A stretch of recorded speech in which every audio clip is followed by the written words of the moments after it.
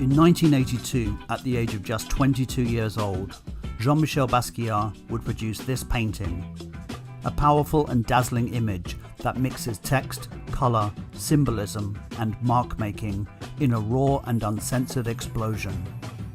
In a single painting, he would use his instinctive powers of visual language to say everything he wanted to say, about America, about art, and about being black in both worlds. Basquiat's meteoric rise in the early 80s sent shockwaves through downtown Manhattan. In the New York art scene at the time, he stood out, not only as a black man in the whitewashed world of art, but also as an artist who brought attention to its ethnic imbalance. And he would become one of the few black painters to break through into international consciousness. I know black people are never really portrayed realistically in not even portrayed in modern art enough. Basquiat would show the faces and name the names of countless millions of people that had been disregarded by art history.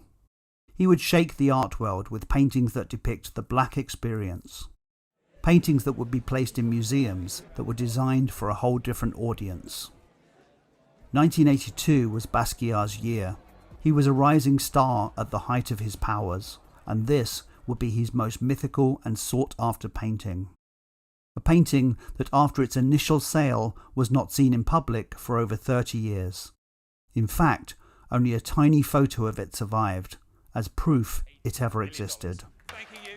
Then in 2017, it came up for auction. When Jean-Michel Basquiat was in New York in 1978, it was a low-rent, high-crime, bankrupt city. Downtown Manhattan was a grubby mecca for the artist, the musician, and the filmmaker. Everyone was creative, and everyone was going to make it big. People assumed that Basquiat was an uneducated, uncultured graffiti artist from the ghettos, with an almost supernatural talent. It was partly a deliberate myth he constructed himself, and partly people's expectations of what a scruffy, dreadlocked black artist could be.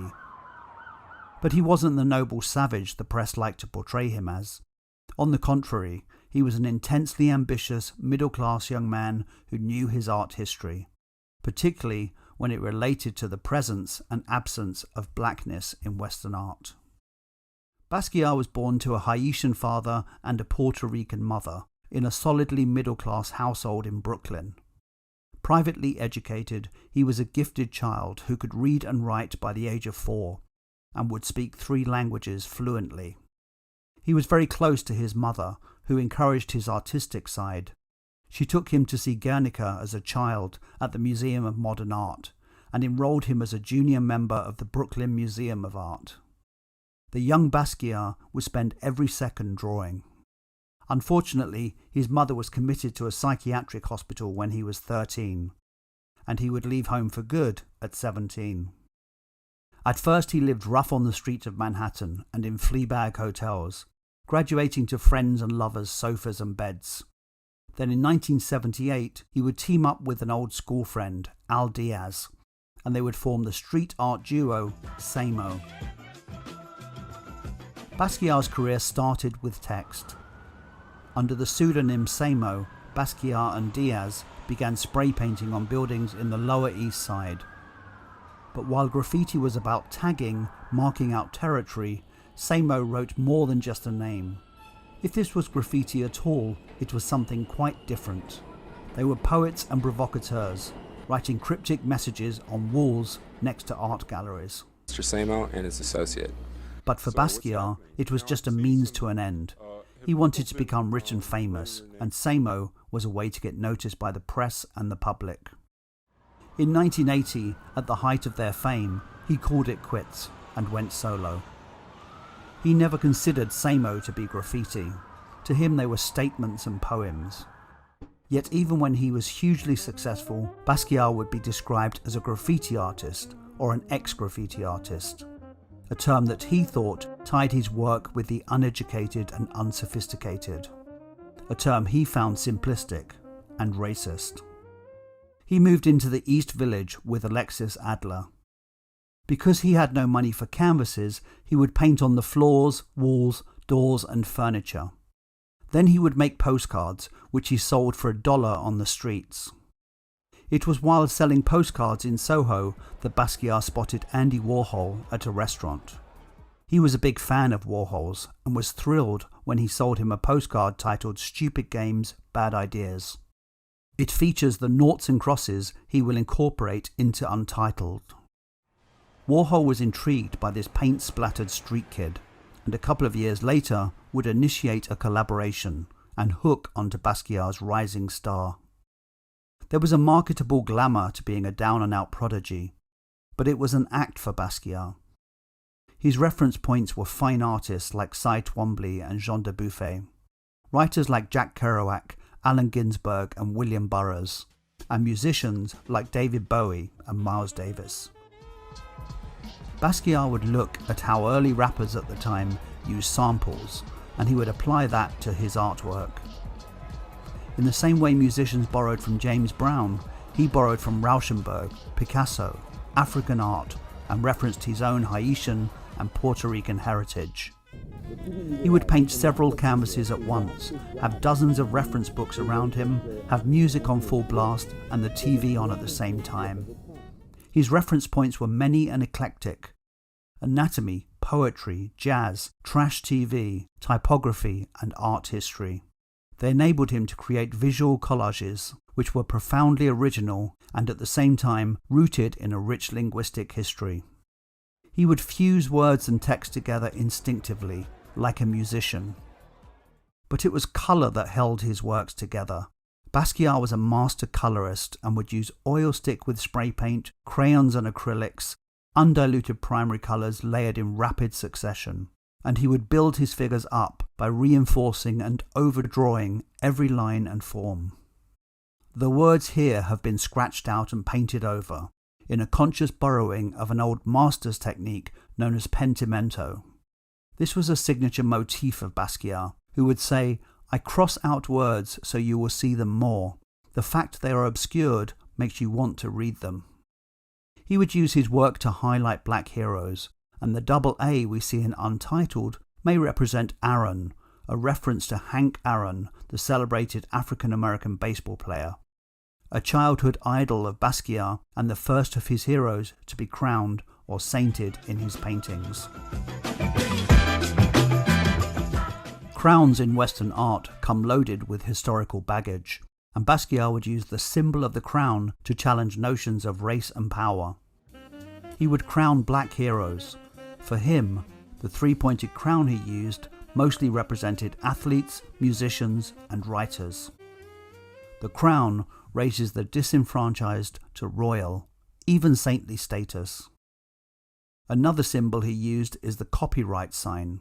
He used it as an ironic attack on the mechanisms of the art market, and as a sign of reclaiming authorship. The coarse, spiked lines we see in his works read as barbed wire, a common sight in the rundown New York of the 80s. It has also been interpreted as metro lines. But it is the skull we mostly associate with Basquiat. In 1968, at the age of 7, Basquiat was badly hit by a car while playing in the street and had to have his spleen removed. As he recovered, his mother bought him the textbook Gray's Anatomy, which he memorized. Anatomy would become a central theme in the artist's practice. That obsession is at its most unforgettable in his depiction of human skulls. These are the skulls of generations of slaves, the voodoo skulls of Haiti, and the primitive African masks so long appropriated in Western art. Basquiat's career would coincide with the arrival of the neo-expressionist movement, a return to painting and the re-emergence of the human figure. And this raw and powerful image would announce the arrival of the virtually unknown young artist as one of the movement's leading figures. After finishing Untitled in January 1982, New York gallerist Anina Nozay gave him a studio underneath her gallery so he could work on his first solo show with her. A rumour started that a wild black runaway was churning out masterpieces while being kept in the basement. That's just just has a nasty edge to it, you know? I mean, I was never locked anywhere. I mean, oh, Christ. No, it's just, if I was white, they would just say artist in residence rather than say all that other stuff. You know? It has been said that Basquiat's driving force was a desire to be accepted after rejection by his father. Fame gave him that, and a lot of money, but he would never be totally accepted. He sold his first painting to Debbie Harry of Blondie for $200, and within a year he was selling paintings for $20,000, faster than he could paint them. His solo show at a Nina Nose gallery was a huge success. He found himself painting in Europe and California, living with Madonna and befriending Warhol. He may have been living a lavish lifestyle, but he still faced racism every day. He would leave successful opening parties and find it impossible to get a cab. In stores, he was always followed by a security guard. He would be refused entry into expensive restaurants, and once he was held up for 2 hours at the airport and questioned as to how a black man with dreadlocks could afford to fly in first class. For Basquiat, making it didn't mean getting a show, a dealer, or even making a fortune. He wanted recognition from major critics, curators, and art historians. The establishment. But there was prejudice against him, for his youth, for his graffiti connection, for being untrained, and for his subject matter. He met Warhol again in 1982, this time for a lunch arranged by his art dealer. Basquiat had always admired Warhol, and perhaps he saw this as an opportunity to reach the art world establishment. Basquiat went home after the lunch, and within 2 hours a painting was delivered to Warhol, still wet, of him and Basquiat. This painting started the deep friendship between the two artists, and their collaboration began. It is a myth, though, that Basquiat's career really took off when he hooked up with Warhol. He was already famous, or Warhol wouldn't have been interested in him. Their relationship, both professionally and personally, was symbiotic. They needed each other. Warhol's career had stagnated, and he needed new life breathed into it, and Basquiat needed access to the art world elite. Their second exhibition of joint paintings in 1985 was slaughtered by critics and torn apart by the media. One critic called Basquiat Warhol's mascot, which hit him really hard. The friendship never really recovered, and Basquiat severed ties with Warhol. Despite the press attacks, there was a genuine love and respect between the two artists. Warhol was one of the few people he would listen to when it came to advice on curbing his drug use. Warhol, it was said, loved Basquiat like a son. Just over a year after their friendship ended, Warhol died suddenly during a routine operation. Basquiat was devastated.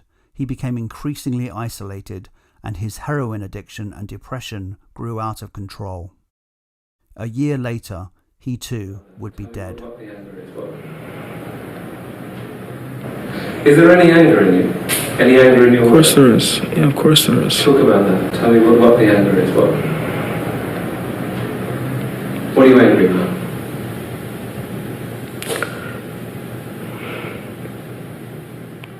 Unable to deal with the demands that fame brought him, in 1988, at the age of just 27, Jean-Michel Basquiat, the most successful black artist in history, died from a heroin overdose. His meteoric rise and often controversial career had lasted for just 7 years. Basquiat was an artist who was as dedicated to his craft and just as aware of his legacy as Michelangelo or Picasso. Like all of the artists I've looked at in this Great Art Explained series, Jean-Michel Basquiat was driven, ambitious, and worked extremely hard. When Madonna lived with him, she said she would wake up at 4 a.m. and would find him still painting. He had a desperate need to create, and in his short career, he would produce over 2,000 works of art. But he would never compromise to reach his goal, never dilute the message. His raw and brutal works draw on the problems faced by African Americans in the US. They are as relevant now as they were 40 years ago. Yet despite his importance, there are almost no works by him in public collections. Not a single one in the UK, and very few internationally. Untitled had been in the same private collection since it was bought in 1984 for $19,000. When it came up for auction in 2017, it reached the highest price ever paid for a work, not just by a black artist, but by any American artist, including Andy Warhol. $110 million. Thank you, Yuki. Congratulations. Thank you very much. His art is inextricably linked to his life, his charisma and drive, his race, his talent, and his untimely ending. His works live on as a testament to his talent for placing the immediacy of the everyday into his art. Jean-Michel Basquiat's career was brief and spectacular, but continues to cast a long shadow over the art world.